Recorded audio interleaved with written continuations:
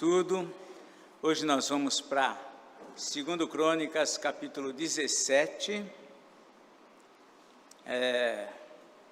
O título, olha lá, eles gostam disso. Rei Josafá, primeira parte, porque vai ter a segunda, então já, tá bom? Já está anunciado que tem a segunda parte. Vamos ver a primeira parte aqui, vai envolver dois capítulos, 17 e 18. Então, nós vamos seguir um pouquinho aqui. Muito bem. Tendo morrido o rei Asa, que foi aquele rei, um rei extraordinário, fez grandes reformas religiosas, foi objeto de um avivamento em Israel, mas no final da sua vida ele deu uma pisada feia, não conseguiu suportar a repreensão de um profeta, se aborreceu com isso e ficou afastado de Deus. Nesse ressentimento, nessa situação, ele não aceitou, não buscou a Deus para ser curado, se colocou na mão dos médicos, enfim, mas fez grandes coisas de um modo geral por Israel, por Judá. Agora, então, reina o filho dele, vai entrar aqui Josafá. Então, nós vamos ler o capítulo 17, versos 1 e 2, dizendo assim: em lugar de Asa, reinou seu filho Josafá, que se fortificou contra Israel. Ele pôs tropas em todas as cidades fortificadas de Judá e estabeleceu guarnições na terra de Judá, como também nas cidades de Efraim, que Asa, seu pai, tinha tomado. Quando Josafá ele assume ali o governo ali do Reino do Sul, por isso que a gente chama de Judá, porque se refere ao Reino do Sul. Ao norte ficou conhecido como Israel, e embaixo ao sul como Judá. Quando ele inicia esse governo, ele cuidou da prioridade, da coisa que estava mais complicada naqueles dias, naquele período pelo menos, que era Israel. Israel era embora eles fossem da mesma irmãos, todos vindo da tribo de Abraão, mas criou-se um clima entre o Reino do Sul e o Reino do Norte muito sério, muito grave. E então ele se preparou para resistir aos ataques do Reino do Norte de Israel.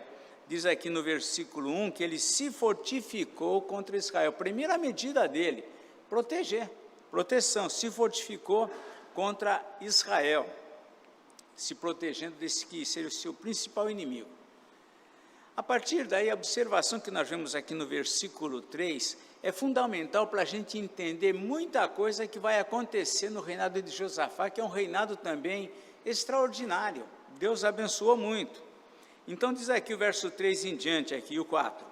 O Senhor foi com Josafá porque andou nos primeiros caminhos de Davi, seu pai, considerando aqui Davi, seu pai, no sentido de descendência. Ele não era filho direto de Davi, mas da descendência de Davi.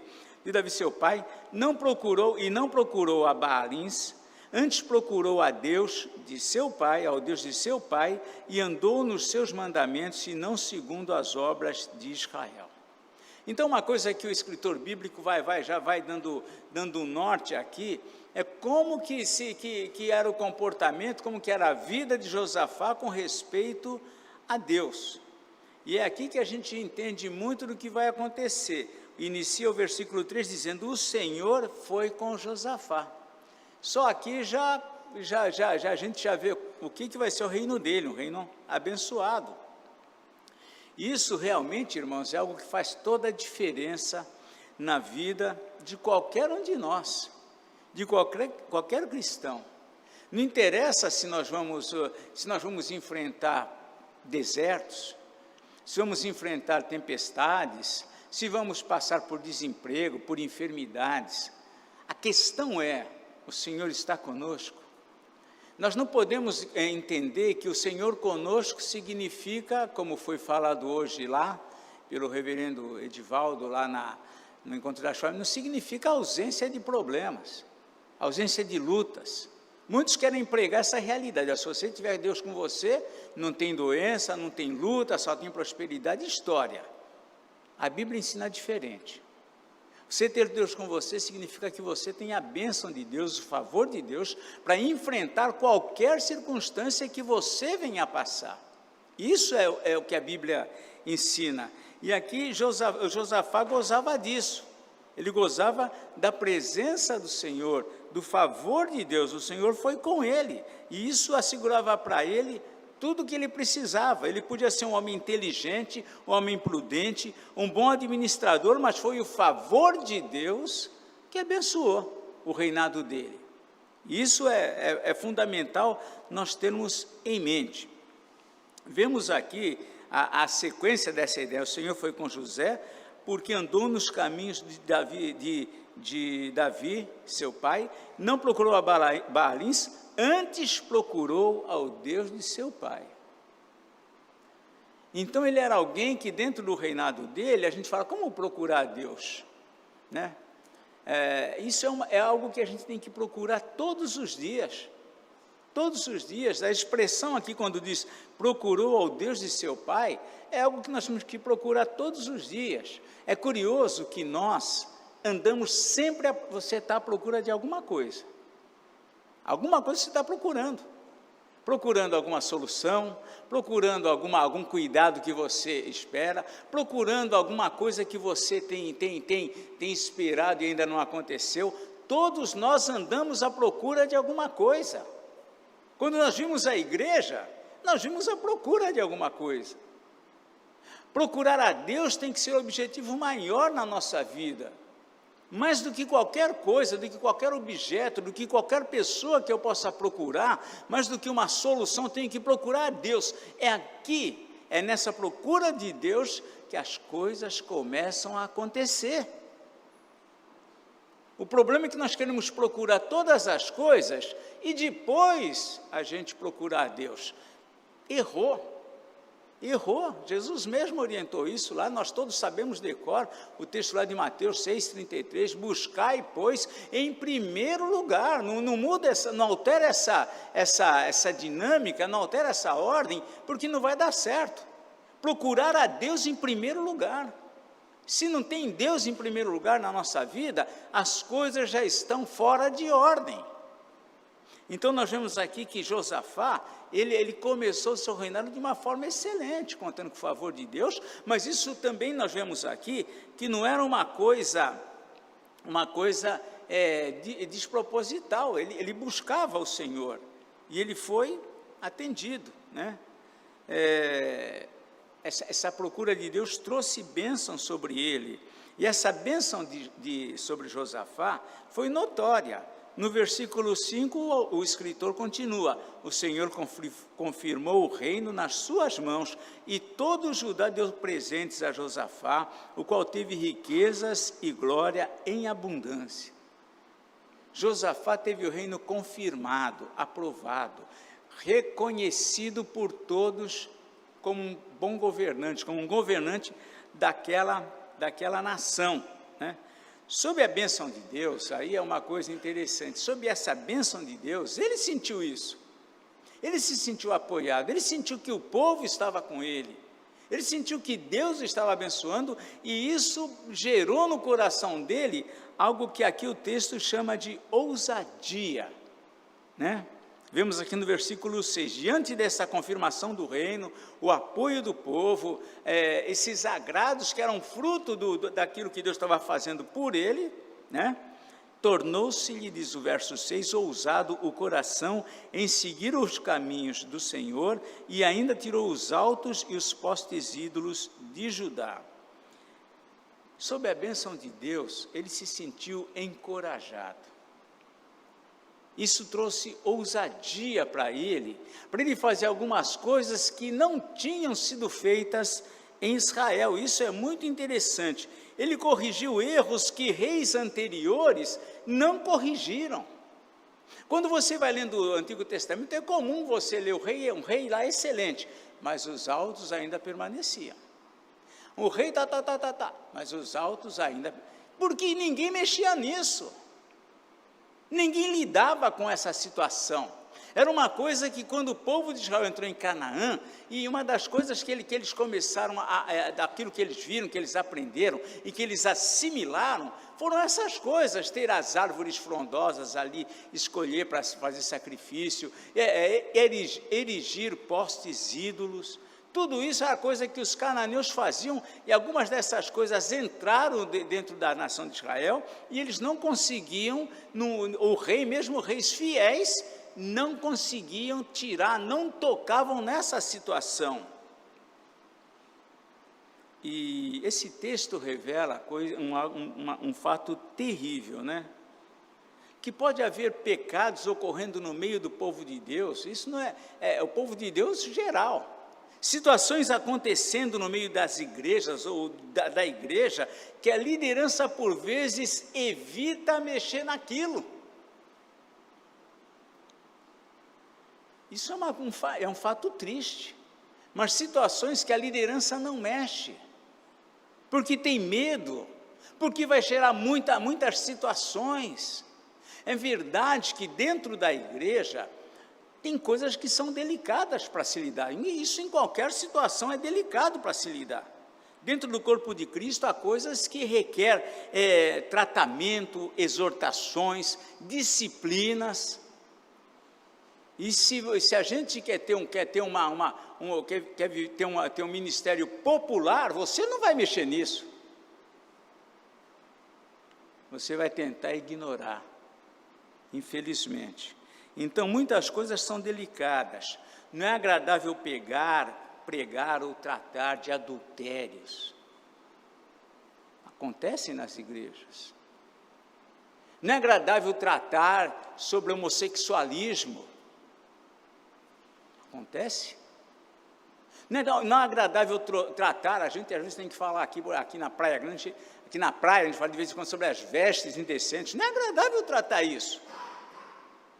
Isso não é suave você lidar com isso, mas são coisas que precisam ser tratadas, como tem que ser tratado aqui sobre a fofoca.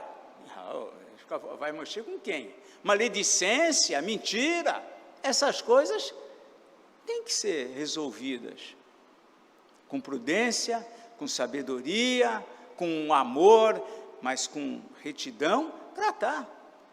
Esses autos estavam lá estabelecidos já no reino ali, durante muito tempo. Vocês vão ler daqui para frente, já leram para trás, reis que passavam por essa situação e não tratavam. E aqui nós vemos que nessa ousadia do coração aqui na vida de Josafá, o escritor registra, né, que ele tornou-se ousado em seguir o caminho do Senhor e ainda tirou os altos e os postes ídolos de Judá.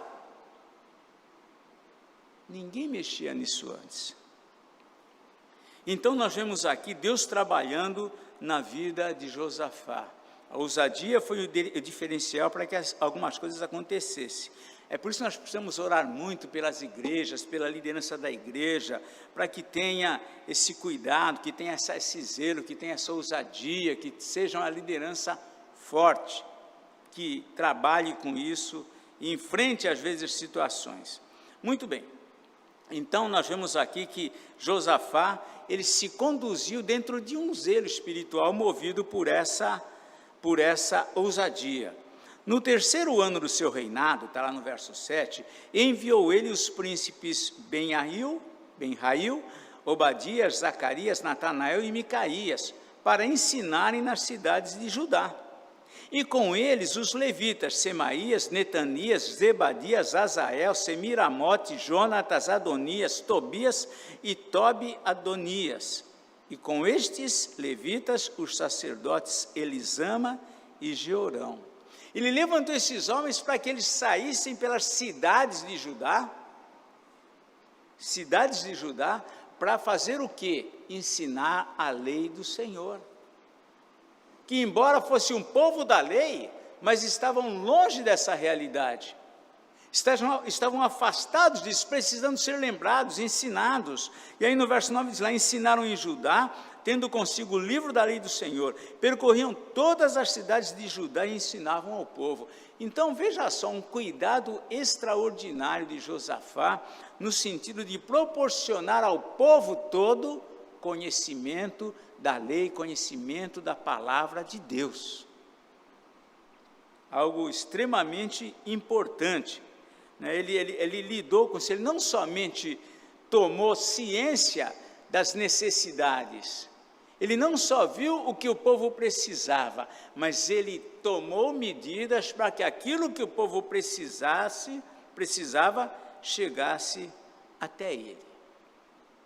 Essa medida, essas atitudes de Josafá, além das bênçãos que nós já vimos, o Senhor confirmou o reino, o povo, os mais abastados traziam presentes para ele e tudo mais, mas houve mais ainda por conta dessa busca dele de Deus e dessa ousadia dele em ser correto e em anunciar a palavra. O verso 10 começa assim, verso 10: veio o terror do Senhor sobre todos os reinos das terras que estavam ao redor de Judá, de maneira que não fizeram guerra contra Josafá. Quando nós olhamos o reinado de outros reis, era uma questão de tempo para que os reis em volta se organizassem, se levantassem e enfrentassem o povo de Deus. Mas uma das bênçãos que Deus concedeu a Josafá foi ele não ter inimigos ali. Foi esses inimigos, quando a gente pensa hoje, os inimigos que estavam nesses dias são mais ou menos os mesmos que estão hoje lá ao redor de Israel, torcendo para que tudo dê errado com eles. São os mesmos, as mesmas etnias que estão por ali. E nós vemos aqui que, nesse sentido, o que acontece? Deus faz com que esses povos tenham terror. Isso é uma coisa muito interessante, né? Aqui não diz se eram povos poderosos ou não, se eram fracos, mais numerosos. O fato é que Deus colocou medo. Não somos nós que colocamos medo nos nossos inimigos. Deus fez com que os inimigos de Israel, Judá no caso, temesse a eles, temesse a Josafá. De onde que vinha esse terror?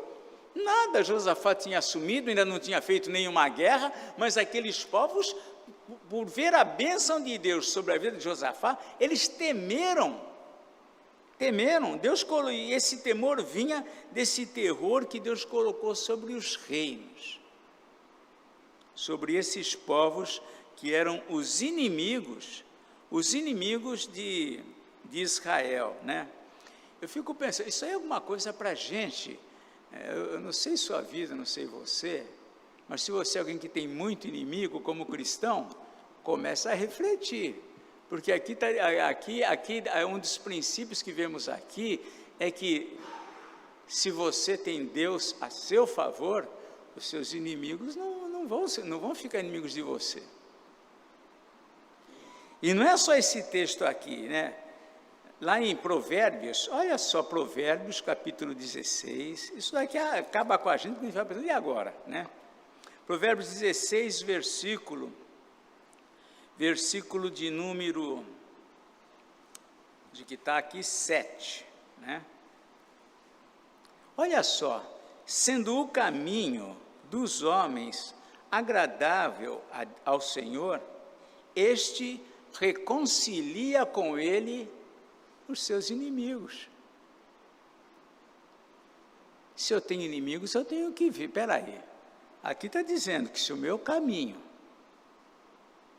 é agradável a Deus, Deus vai fazer com que eu resolva as coisas, se eu tenho acordo, até com os inimigos vão fazer acordo, vai dissipar essa inimizade, esse conflito. Então nós vemos aqui que isso daqui que o sábio, que Salomão escreveu, e Salomão escreveu antes de Josafá. Nós estamos lendo aqui sobre o rei Josafá. Salomão escreveu isso daqui no reinado dele, que foi praticamente o terceiro, Saul, Davi, Salomão. Então, o que Salomão escreveu, nós estamos vendo aqui a expressão disto na vida de Josafá, que buscou a Deus, Deus confirmou o reino e fez com que aqueles que eram inimigos dele não fizessem guerra contra ele. Isso é algo para a gente avaliar. Mas vejam que ele não teve somente o respeito dos inimigos. Versículo 11 diz assim, olha, alguns dos filisteus traziam presentes, olha, não era tributo é aquilo que um rei que domina fala, você vai ter que me pagar, não. Os filisteus, que eram inimigos ferrenhos de Israel, sempre foram. Os filisteus, Palestina, está até na mesma região ali da faixa de Gaza, daquela área já eram os filisteus naquela época. Então, alguns dos filisteus, olha só, traziam presentes a Josafá e prata como tributo. Traziam presentes para ele. Também os árabes, olha, os árabes com Israel, também os árabes lhe trouxeram gado miúdo, 7.700 carneiros e 7.700 bodes. Presentes. Os inimigos traziam presentes para Josafá. Se eu sou alguém que tem muita gente contra mim, tem muito inimigo, eu tenho que pensar na minha vida, peraí, por que eu não consigo ter paz com esse povo todo? A vida de Josafá está nos ensinando isso aqui. Muito bem, né? Eles experimentam também uma prosperidade, grande prosperidade e apoio em todo o seu reino. Aqui a partir do verso 12, diz assim, até o 19, Josafá se engrandeceu em extremo, continuamente, e edificou fortalezas e cidades armazéns em Judá. Empreendeu muitas obras nas cidades de Judá, e tinha em Jerusalém gente de guerra e homens valentes. Este era o número deles, segundo as suas famílias, em Judá. E aí vem todo um número aqui, né? Em Judá eram capitães de 1000, chefe Adna, e com ele 300.000 homens valentes, depois dele, e vem lá. Verso 19, estavam estes no serviço do rei, afora os que o rei tinha posto nas cidades fortificadas por todo Judá. Então ele experimentou prosperidade, apoio interno, apoio externo, bom relacionamento dos inimigos, fizeram amizade com eles, os inimigos traziam presente para ele. Então nós vemos aqui na vida de Judá, na vida de Josafá, essa caminhada assim sob a direção de Deus, sob o cuidado de Deus. No 18 começa dizendo assim, tinha Josafá riquezas e glória em abundância. Tudo isso trouxe fortuna para ele, esses presentes, a bênção de Deus, o favor de Deus, as coisas no reino deveriam prosperar, aquilo que eles produziam, devia produzir em abundância, tudo foi sob a bênção de Deus, tudo caminhando muito bem. Mas aqui vem uma observação, aqui no versículo 1. Tinha Josafá riquezas e glória em abundância, e aparentou-se com Acabe. Aqui começa o texto a revelar uma das grandes, pelo menos na vida de Josafá, a Bíblia apresenta esta como a grande fraqueza dele. Nós vimos lá no capítulo 17, versículo 1, nós começamos dizendo que ele fortificou-se contra Israel, ele se protegeu de Israel. E agora nós vimos uma informação que ele aparentou-se com o rei de Israel. E isso aqui tem um jogo literário que na Bíblia é importante você ver. Aqui primeiro diz que ele aparentou-se e depois vai mostrar como é que isso aconteceu. É uma forma literária aqui da escrita. Então ele aparentou-se com Acabe. E aí vai dizer como que isso veio acontecer. Ao cabo de alguns anos do reinado dele, foi ter com Acabe em Samaria. Rei Acabe governava sobre Israel. Não precisa dizer nós já passamos por aqui pelo reinado de Acabe, um rei perverso, um rei que era contra o Senhor, um rei que se casou com a Jezabel, que era uma princesa dos Sidônios, mulher que trouxe para o reino do norte toda a adoração a Baal. Ela mesmo estabeleceu os seus profetas naquela terra, e eles espiritualmente afundaram o reino do norte. E agora Josafá, que está sendo abençoado por Deus, confirmado o seu reino, uma bênção, prosperando,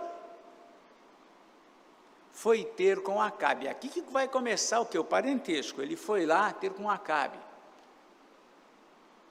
Acabe matou ovelhas e bois, fez uma festa, né? Acabe matou ovelhas e bois em abundância para ele e para o povo que viera com ele. Ele deve ter se rodeado dos príncipes, dos seus generais, das pessoas importantes do seu reino, e foi lá fazer essa visita para Acabe. E o persuadiu, aqui começa, né? E Acabe o persuadiu a subir com ele a Ramote Gileade. Acabe, rei de Israel, perguntou a Josafá, rei de Judá: irás tu comigo a Ramote Gileade? Respondeu-lhe Josafá: serei como tu és, o meu povo como o teu povo, iremos contigo à peleja. Às vezes nós não consideramos o tamanho do mal só com um gesto nosso. Às vezes nós não percebemos as consequências de uma atitude, de uma escolha, de uma decisão mal tomada, de uma atitude que não deveria ter acontecido. Nós nem sempre nos damos conta aqui. Essa ida, esse encontro de Josafá com Acabe, desdobrou todo um processo de mal que veio sobre o reino de Judá. O que poderia, ele poderia ter mil argumentos, mas olha, né, fazer amizade, afinal, o reino do norte, as tribos saíram da norte. Ele podia arrumar um monte de argumento, mas Acabe era uma pessoa que todos os profetas falavam contra ele, era conhecida a idolatria, a perversidade de Acabe e a maldade da mulher dele, Jezabel. Isso era conhecido de todos. Não precisava naquela época ter WhatsApp, nem redes sociais, para saber quem era Acabe e quem era Jezabel. E lá em Judá também tinham profetas, sábios, os conselheiros do rei, lá tinha muita gente. Mas Josafá foi ter esse encontro com o rei Acabe. E a sua amizade reprovada envolveu nessa história seu filho. Isso daí nós vamos ver posteriormente lá. Seu filho se casa com a filha de Acabe, já estabeleceu uma aliança terrível nessa situação. Nessa situação, ele se envolveu com os interesses que faziam parte do reino de Acabe e não com o reino de Judá. Acabe envolveu ele nas coisas do seu reino, nas coisas que ele estava envolvido. Ele estava envolvido numa guerra, e ele já envolveu aqui. Josafá acabou entrando nessa situação com ele. O ensino bíblico é claro, né, que Deus dá as orientações para o homem, mas Deus permite. Por isso que não há um livre arbítrio. Deus permite que o homem faça suas escolhas e decisões. Desde o Éden. Deus colocou a árvore lá do conhecimento do bem e do mal, mas ele não pôs nenhuma fita zebrada em volta, olha, um monte de placas, não. Ele só disse, não mexe aqui. Não mexe nessa árvore. A palavra de Deus, ela traz orientação para nós, mas Deus é um Deus que ele, na sua soberania, às vezes, pela sua misericórdia, Ele não permite que nós tomemos um caminho errado. Ele pode, pela sua misericórdia, não permitir. Mas Ele também pode, na sua soberania, nos deixar, sim, tomar um caminho que vai dar tudo errado. E aqui, vemos aqui que Josafá, mesmo sabendo, mesmo tendo ciência, ele sabia quem era Acabe, ele entrou nessa aliança com Acabe. Ele não foi inocente, ele sabia, ele viu os erros de Acabe, ele viu lá, enquanto ele estava lá com Acabe, ele viu os erros de Acabe. Vejam aqui o versículo 4, dentro dessa situação que ele ia para a guerra lá, já se envolveu lá, ele disse a Josafá, o rei de Israel, consulta primeiro a palavra do Senhor. Bom, ele já estava errado, mas ele quer, ainda, o ser humano, ele está errado, mas ele tem um quê de espiritual na história, né? Vamos consultar primeiro a palavra do Senhor. Então o rei de Israel ajuntou o profeta, quem que ele chama? Chama os profetas lá da Jezabel, lá, aquele monte de homem que Jezabel sustentava para... Chama os 400 profetas, 400 homens, e lhes disse, aí vem a pergunta aos profetas lá, iremos a peleja contra Ramote de Gileade ou deixarei de ir? Eles disseram, esses profetas aqui eram tudo... falavam que Acabe queria ouvir. Esse é o profeta que a gente quer, né? Que fale o que a gente quer ouvir, vai dar tudo certo, vai ser uma benção. Sobe porque Deus a entregará nas mãos do rei. Disse, porém, Josafá, não há aqui ainda algum profeta do Senhor para o consultarmos? Aí respondeu o rei de Israel a Josafá, ainda, né, ele respondeu lá, ainda, por quem podemos consultar o Senhor, porém eu o aborreço, porque nunca profetiza de mim o que é bom, mas somente o que é mal. A gente conhece um monte de gente assim, ó, me dá conselhos de acordo com aquilo que eu quero ouvir, se for para dar um conselho de que eu não estou afim, não... Ele queria um conselho, ele queria uma palavra que apoiasse o que ele queria fazer. Eu aborreço ele nunca profetiza de mim o que é bom. Esse Acabe era um manhoso, um mimado. Jezabel, acho que acostumou ele assim, ele virou a cara lá para a parede, triste, porque o camarada lá não vendeu, Nabote não vendeu a vinha para ele fez uma carinha triste, Jezabel falou, você não é homem, vai lá e mata esse cara, resolve isso, já pega a vinha. E aqui, novamente, olha, ele não fala de mim o que é bom, tá bom. Este é Micaías, filho de Imlá, disse Josafá, não fale assim o rei. Então o rei de Israel chamou o oficial e disse, traze-me depressa Micaías, filho de Imlá. O rei de Israel e Josafá, rei de Judá, estavam assentados, cada um no seu trono, vestidos de trajes reais, numa eira à entrada da porta de Samaria. Era assim que eles faziam nesse contexto, para resolver, para decidir. Numa eira à porta de Samaria, e todos os profetas profetizavam diante deles.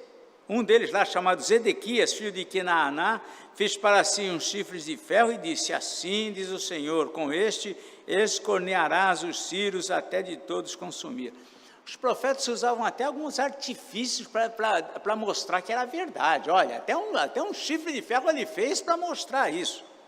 Todos os profetas profetizavam assim, dizendo, sobe a Ramote de Gileade e triunfarás, porque o Senhor a entregará nas mãos do rei. Era a palavra que Acabe queria ouvir. Muito bem. Aí o que acontece? Vai lá os homens, lá, o mensageiro que fora chamar a Micaías, falou-lhe dizendo, eis que as palavras dos profetas a uma voz predizem coisas boas para o rei. Seja, pois, a tua palavra como a palavra de um deles e fala o que é bom. Não vai falar o contrário lá. Respondeu Micaías, tão certo como vive o Senhor, o que meu Deus me disser, isso falarei. E vindo ele ao rei, este lhe perguntou, Micaías, iremos a Ramote de Gileade a peleja ou deixarei de ir? Aí Micaías foi sarcástico. Ele respondeu, sobe e triunfarás, porque eles serão entregues nas vossas mãos. Mas até Acabe sabia que estava tudo errado com ele. Ele está vendo que está tudo errado, mas ele quer ouvir né? O rei lhe disse, Acabe lhe disse, quantas vezes te conjurarei que não me fales senão a verdade em nome do Senhor? Ele sabia que ele não devia ir. Então disse ele, então Micaías falou, vou dizer então o que Deus falou. Vi todo Israel disperso pelos montes, como ovelhas que não têm pastor. E disse o Senhor, estes não têm dono, torne cada um em paz para a sua casa. Então o rei de Israel disse a Josafá: não te disse eu que ele não profetiza a meu respeito o que é bom, mas somente o que é mal? O que Josafá está fazendo ali, gente? Tem crente que se envolve com histórias, com situações, se associa com coisas que... O que você está fazendo aí?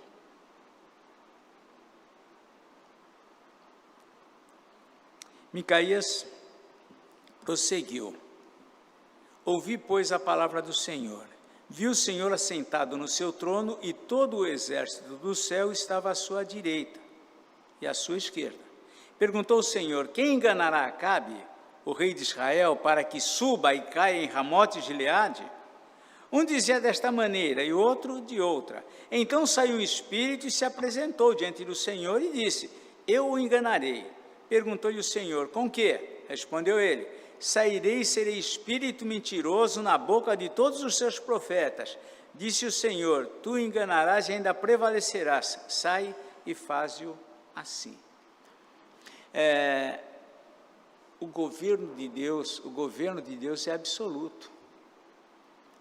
É absoluto. Deus opera na coração, na mente desses profetas, na mente...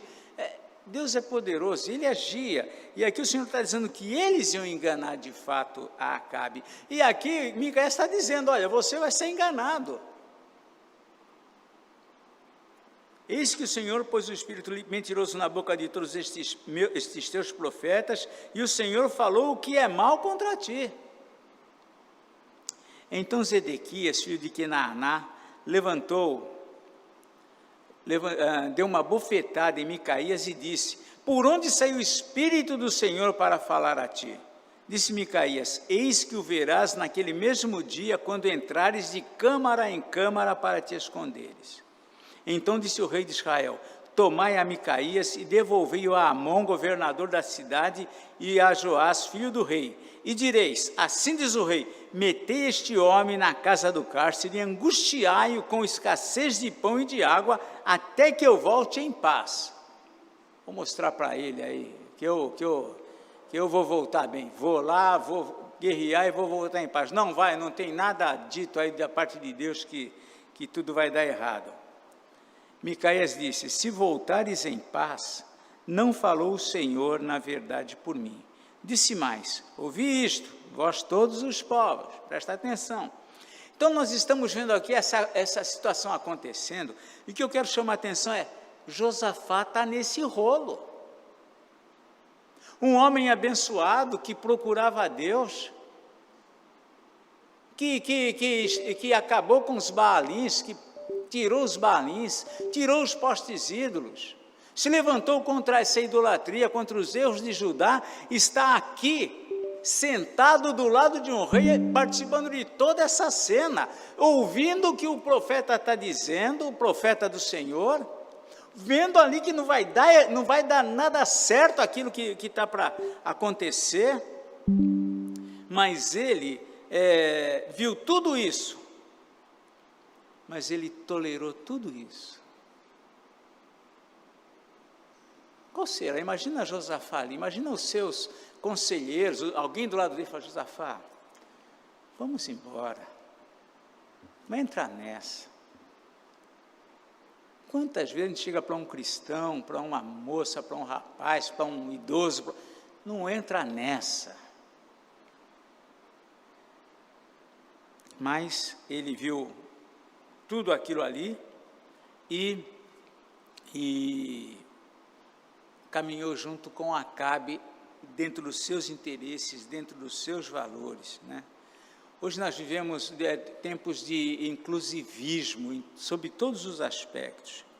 E os cristãos têm descuidado dessa associação com aqueles que não têm temor a Deus, com aqueles que não conhecem o Senhor, com aqueles que não têm nenhum interesse, indiferentes, que sejam indiferentes a Deus. Muitos estão entrando nessa associação, têm se descuidado desse perigo com pessoas que ignoram a Deus, não se dão conta de que famílias, gerações, não herdarão os céus por conta de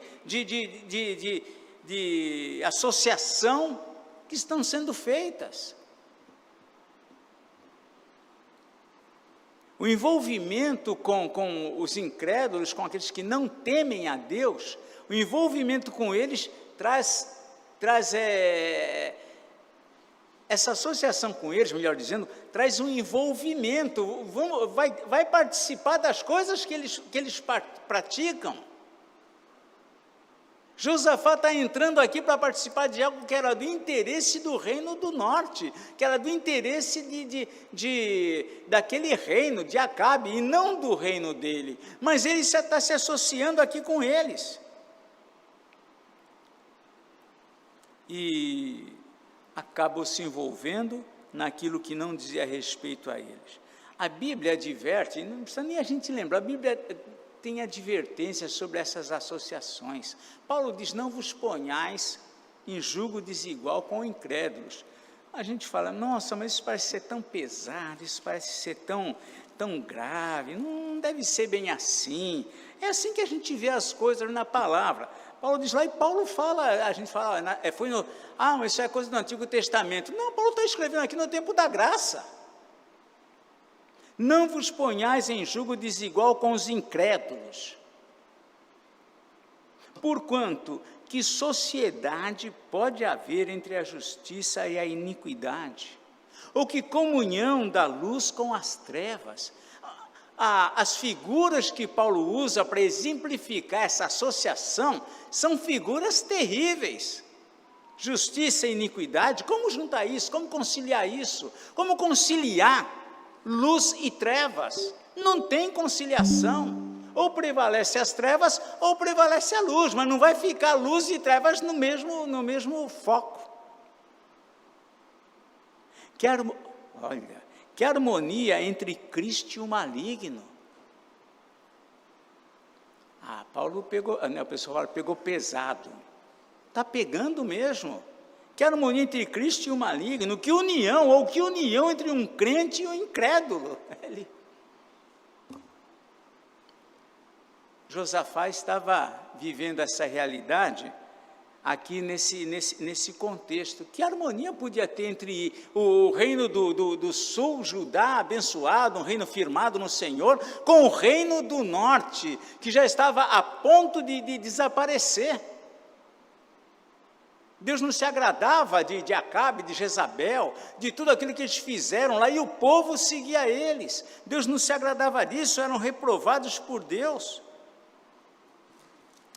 Provérbios 22, 24 e 25 diz o seguinte, não te associes, Provérbios 22, 24 e 25, não te associes com o iracundo, aquele que se ira, uma pessoa muito rixosa, que anda sempre em brigas, não se associa com ele não, nem andes com o homem colérico.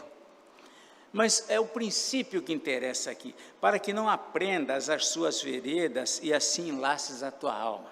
As pessoas com quem nós andamos, nós aprendemos com elas. Se os seus companheiros, se as nossas amizades, se os amigos que nós mais prezamos são aqueles que não têm temor de Deus, pastor, aí é forte, Se as suas maiores amizades, os seus grandes amigos, aquele com quem você mais convive, aqueles com quem o seu afeto é maior, não tem temor de Deus, você está se colocando em risco. Está se colocando em risco. Paulo também fala, como é que é? Sobre aquele do costume lá, eu até falei hoje para o Edivaldo, as más conversações corrompem os bons costumes. Se você está sempre envolvido com alguma coisa que não é legal, isso vai te envolver. Toma cuidado, não pensa que você é diferente, não pensa que você, não, comigo vai dar certo, eu vou me sair bem, não pensa assim. E nós estamos vendo aqui Josafá se envolvendo com uma situação que ele não precisava. Ele estava lá num reino abençoado, confirmado. O que ele tem que se envolver com Acabe? Mas o Senhor foi paciente. O Senhor foi paciente com Josafá. Através de Micaías era um profeta do Senhor, ele deu a Josafá as evidências do comprometimento da situação. Micaías falou do comprometimento da situação, e Micaías também alertou sobre o fracasso que estava por vir. Falou para ele: olha, isso não vai dar certo, sabe o que vai acontecer? O resultado disso, o rei não vai voltar para casa não, ou seja, essa guerra vai ser perdida. Josafá ouviu tudo isso, mas Josafá estava enredado pela situação. Ele estava enredado pela situação e persistiu no seu erro. Persistiu no seu erro.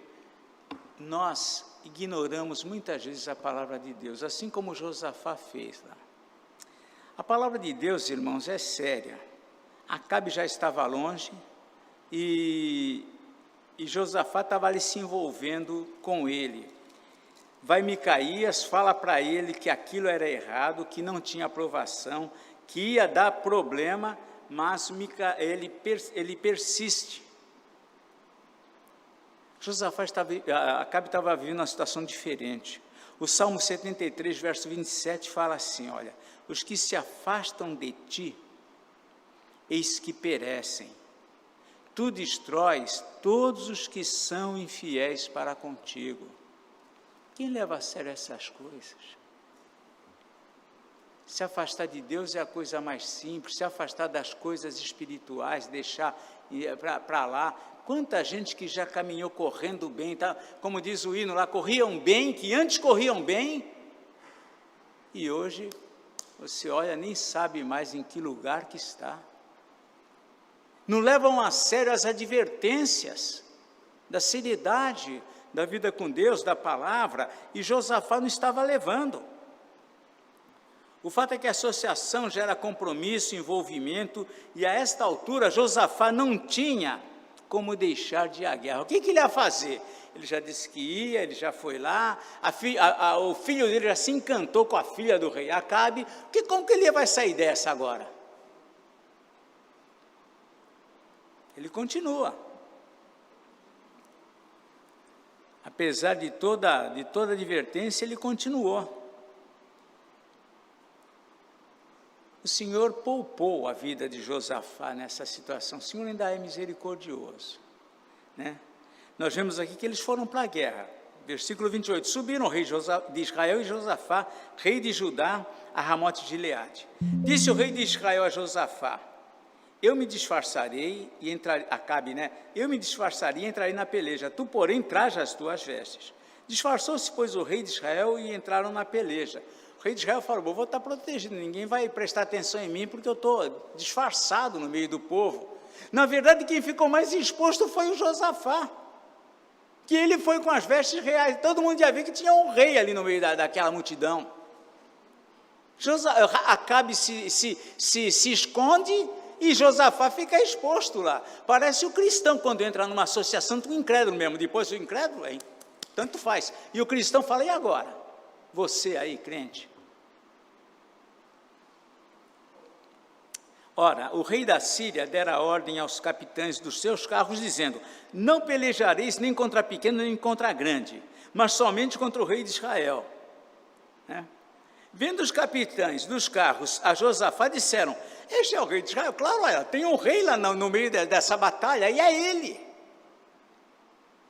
Mas Deus, ainda, toda aquela bênção lá, Josafá procurou o Senhor confirmou o reino dele. Josafá, porém, gritou, mas não foi o grito dele que livrou ele, não. E o Senhor o socorreu, Deus os desviou dele. Às vezes Deus desvia da gente as encrencas que a gente arruma, que às vezes vai atropelar a gente, Deus desvia. Deixa eu dar uma chance para o meu filho. Vendo os capitães dos carros que não era o rei de Israel, deixaram de o perseguir, né? Deixaram de perseguir. Josafá foi poupado, se expôs, foi lá, não tinha que estar lá. Eu acho que ele voltou, acho que os sábios dele lá, os conselheiros, falaram: o que você foi fazer lá, Josafá? Bom, aí o que acontece? A palavra de Micaías era que o Acabe não ia voltar dessa batalha. Aí o verso 33 aqui, né? Então um homem entesou o arco e, atirando ao acaso, feriu o rei de Israel, aquele que ninguém sabia nem que era rei ali no meio daquela batalha, feriu o rei de Israel, olha, por entre as juntas da sua armadura. Gente, quando isso aqui mostra para nós, né, a gente às vezes, a gente fala, a gente tem dificuldade de ver, Deus é soberano. Quando as coisas têm que acontecer, não adianta você, eu tenho medo de avião, o avião cai em cima da sua casa, você morreu de avião, você vai morrer de avião, mas não vou não, porque eu tenho medo, nunca vou andar. Tá bom, aí o avião te atropela no meio do caminho. Então não tem jeito, né? Então nós vemos aqui o seguinte, né, havia chegado o tempo do juízo contra Acabe, não tinha jeito, era o dia. Era o dia. A sua maldade estava com os dias contados. As condições da sua morte evidenciam que tinha que ser ali, naquele dia e daquele jeito, né? Mostram isso. Uma flecha é atirada ao acaso. Imagina um campo de batalha. Vamos ficar que nem um drone lá de cima olhando. Um campo de batalha. Aquela multidão de gente, todo mundo se agredindo ali. Todo mundo igual, porque estava todo mundo ia com a mesma roupa lá dos exércitos lá para enfrentar. Alguém atira uma flecha no meio daquela multidão. E quem que pega? Acabe. E pegou e só fez o que fez, só matou como matou, porque ela também pegou no ponto certo, entre as juntas da sua armadura. A armadura lógico, ele era uma coisa rústica, porque naquela época não havia toda a tecnologia que tem hoje, então aquilo era junto, a flecha deve ter até aberto um pouquinho ali o espaço para atingir ao rei Acabe. Mas entre as juntas da sua armadura, toda a sua proteção, todo o seu cuidado, todo o seu disfarce, não resolveu de nada, né? Lá no Salmo 139, versículo 16, diz assim, que todos os nossos dias foram cada um deles escrito e determinado, quando nenhum deles havia ainda. Nós tomamos todos os cuidados, a gente vai no médico, a gente faz plano de saúde, você toma vitamina, você vai para a academia, nós fazemos 1000 coisas para nos proteger. Mas saiba uma coisa, quando chegar o dia,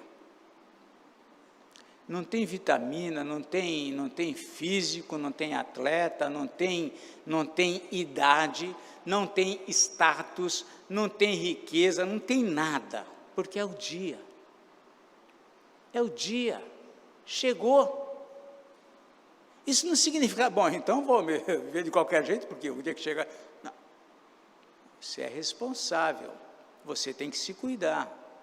Mas essas coisas nos mostram essa soberania de Deus, é Deus que diz o dia, é Ele que já estabeleceu, e nada vai mudar isso. Sejam cristãos piedosos, sejam pessoas poderosas, sejam pessoas infiéis, não interessa. Quando chegou o dia, Estevão não morreu antes da data, nem João Batista. Aquele era o dia do encerramento da missão deles. Como o dia que a nossa missão acabar, acabou. de um jeito, de outro, vai acontecer. Por mais que eu me proteja, por mais que eu me cuide, eu preciso entender que a minha vida e a vida daqueles que estão à minha volta, que me cercam, estão nas mãos de Deus. É isso que nós precisamos entender. Muito bem. Quanto a Josafá, apesar de ter a vida poupada da morte, ele não ficou ileso do tremendo erro que ele cometeu. A ira do Senhor caiu sobre ele por conta disso. Eu não vou entrar agora nessa parte, mas não tem como terminar o estudo dizendo, olha, e assim e foi feliz para sempre. Não. A atitude,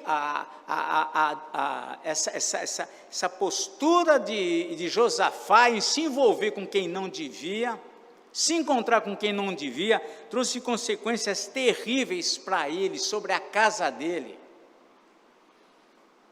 Esse gesto dele, essa ida lá, além de trazer todo o mal para Israel, posteriormente, por aconselhamento da esposa, que era filha de Acabe, ali o filho de Josafá, que casou com essa mulher, matou todos os seus irmãos. Todos. O gesto de Acabe, de Josafá, esse encontro de Josafá com Acabe trouxe tudo isso. Às vezes a gente mexe só um palitinho e pensa, não, vou mexer só um palitinho nessa história. Foi esse palitinho que trouxe toda uma derrota para Israel, aliás, para Judá, para a família de Josafá, embora ele não tenha visto a morte dos filhos. Para Judá se perdeu com toda essa situação, que a família de Acabe entrou agora no governo de Judá, faz todo um arraso, e pasmem, Josafá não aprendeu a lição. Josafá é nós, não é assim lá, né? É nós. Josafá é que nem nós, não aprende. Difícil. Posteriormente ele cometeu o mesmo erro. A gente fala, mas como é que pode ele fazer isso? É o ser humano. Mas aí é uma outra história, é Josafá parte 2, que vem tudo isso com detalhes, planejado, organizado em ordem numérica, em ordem alfabética. Mas é isso. Então, a semana que vem continuamos e o pastor Edivaldo vai trazer Josafá, Reino de Josafá, parte 2.